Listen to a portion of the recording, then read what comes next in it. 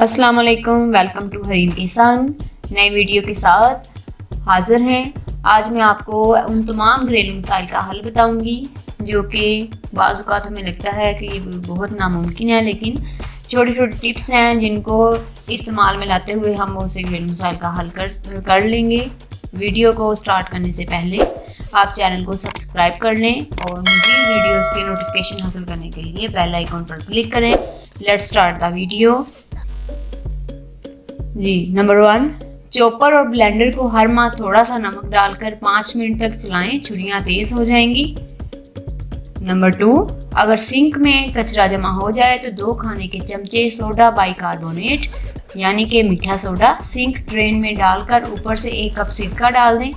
1 घंटे बाद बंद ड्रेन खुल जाएगी। नंबर 3, कोई भी चीज़ तलते हुए कढ़ाई में 2 या 3 बूंद नींबू के रस की डाल दें तो तेल तली हुई चीज़ में कम जज्ब होगा।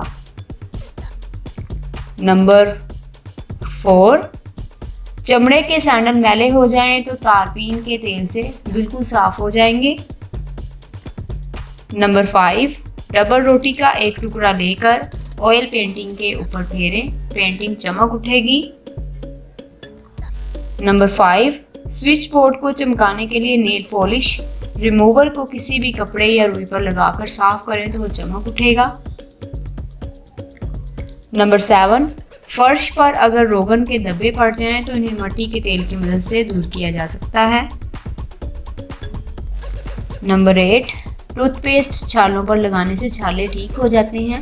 जी, अगर कोई आपका हाथ जल जाता है तो इसके अलावा बहुत सी डिफरेंट ट्यूब्स भी हैं, लेकिन वक्ती तौर पर फिल वक्त अगर घर में अवेलेबल ट्यूब्स ना हो तो आप टूथपेस्ट वगैरह लगा सकते हैं ताकि आपको जलन भी कम हो और उससे आपके छाले जो हैं अगर पड़ जाएंगे तो छाले लगाने से वो छाले भी आपके ठीक हो जाएंगे।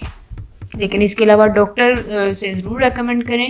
बहुत सी ऐसी ट्यूब्स हैं जैसे क्विंच ट्यूब है, वो भी लगाने से आपको दाग भी नहीं वहाँ पर पड़ेगा जो हिस्सा आपका जला है। लेकिन लिहाजा उससे पहले कि आप एहतियात लाजमी किया करें कोई भी काम करने से पहले। नंबर 9, कपड़े पर अगर स्याही या बाल पॉइंट की लकीरें लग जाएं तो इन्हें स्प्रिट से साफ करें। नंबर 10, फर्श पर अगर पीले बदनुमा दाग पड़ जाएं तो पानी में सिरका और सर्फ मिलाकर धोएं, फर्श जगमगा उठेगा। नंबर 11, पनीर को गर्म पानी में डालकर थोड़ी देर रखें और फिर इसे किसी भी सब्जी में डालकर पकाएं, पनीर नहीं टूटेगा।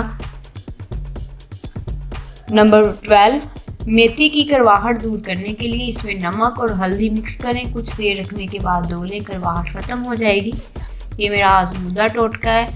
जब भी हम मेथी पकाएं तो बच्चे और बड़े कहते हैं कि हमने नहीं खानी, मेथी कड़वी होती है। तो अगर आप इस तरीके से पकाएंगे तो मेथी बहुत उसका जायका बहुत लजीज आएगा और हर कोई शौक़ से खाएगा। नंबर 13, चपातियों को चंद दिनों तक महफूज रखने के लिए एयर टाइट जार में चपातियों के साथ थोड़ा सा अदरक भी रखें। छोटा सा अदरक का टुकड़ा काट के उसको रख दें। चपातियाँ नरम और ताज़ा रहेंगी। या फिर चपातियाँ प्लास्टिक की थैली में बंद करके फ्रिज में रखें, रोटी नरम रहेगी। नंबर 14, अगर छुरी को उबले हुए पानी में डुबोकर डबल रोटी को काटा जाए तो वो बआसानी कट जाएगी। नंबर 15, लीमू के छिलके अगर सब्जियां उबालने वाले पानी में डाल दिए जाए तो इनकी रंगत खुशनुमा रहती है। पुरानी वजह की मसहरियाँ जो पुरानी लकड़ियों की हों, इनमें उठते बैठते वक्त चूं चूं की आवाज़ आती है। इनकी चूल्हों में साबुन नरम करके मलें और थोड़ा थोड़ा चारों चूल्हों में लगा दें, आवाज़ नहीं आएगी। नंबर 17, खाने में जीरे, सौंफ और इलायची का इस्तेमाल खाने को जूद हजम बनाता है। नंबर 18, अदरक पेट के निज़ाम को दुरुस्त रखता है। पहाड़ी नमक और अदरक का पेस्ट बनाकर खाने से पहले लें तो खाना हजम करने में मदद देता है। नंबर 19, डबल रोटी का आटा गूंथते वक्त अगर इसमें 1 टेबल स्पून नींबू का रस मिला दें तो आटा ज़्यादा फूलेगा और डबल रोटी ज़्यादा नरम होगी। नंबर 20, लहसुन की बू हाथों से हटाने के लिए हाथों को स्टील के चमचे से रगड़कर सादा पानी से धो लें तो लहसुन की स्मेल जो है आपके हाथों से, आपके नाखूनों से जो आती है वो दूर हो जाएगी। नंबर 21, पुदीने को 3-4 दिन तक फ्रिज में रखना हो तो इसके पत्ते साफ करके एल्युमिनियम फॉयल थैली में रखकर फ्रिज में रखें तो पुदीना काला नहीं होगा और वो तरोताज़ा रहेगा। उम्मीद करती हूँ कि आपको वीडियो बहुत पसंद आई होगी। नई वीडियोस के नोटिफिकेशन हासिल करने के लिए बेल आइकॉन पर क्लिक करें और चैनल को लाजमी सब्सक्राइब करें। मैं उम्मीद करती हूँ कि इन तमाम टोटकों को इस्तेमाल करते हुए आप लोग बहुत से ऐसे मसाइल से छुटकारा हासिल कर लेंगे जो कि आप लोगों को बहुत ज़्यादा नामुमकिन लगते हैं और बहुत नागज़ीर भी हैं। अल्लाह हाफिज़।